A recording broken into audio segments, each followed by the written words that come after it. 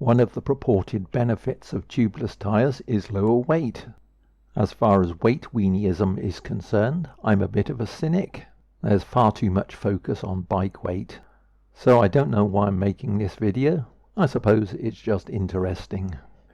In an earlier video, which is linked above, I looked at tube versus tubeless tyres.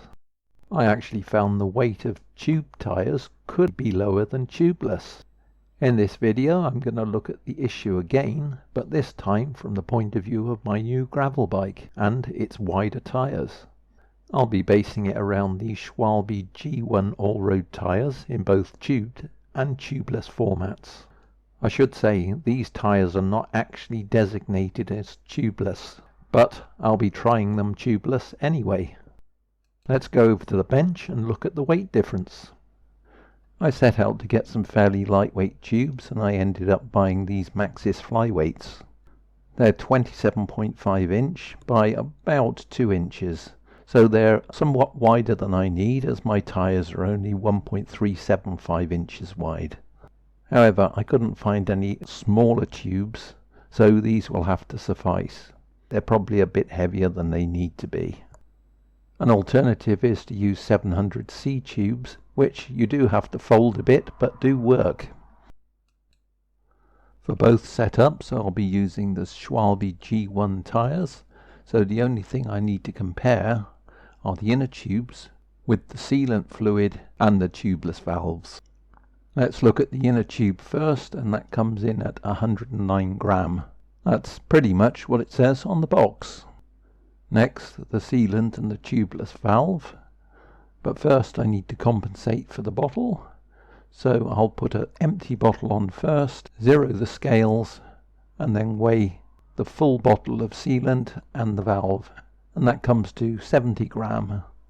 So the weight difference between the tubed and the tubeless setup is roughly 40 gram per wheel, so 80 gram in total.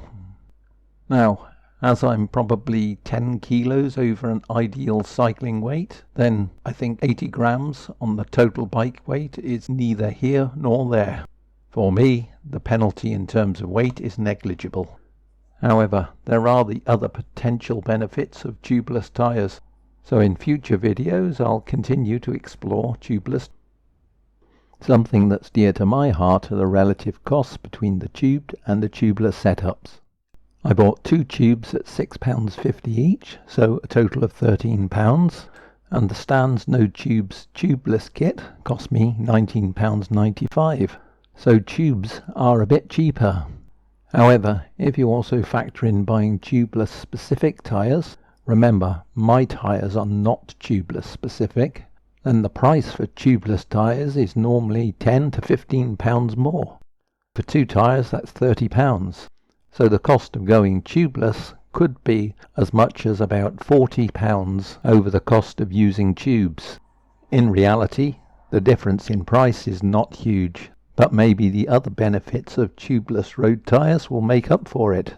So in future videos I'll be looking at using those tyres that I showed you, the Schwalbe G1 all-rounds, and set them up tubeless.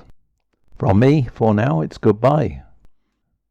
If that 80 gram difference in weight is important to you, and you're willing to splash the cash, you could go for these Tubeless tubes, which are very light and would easily make up the difference in the weight, but relatively expensive.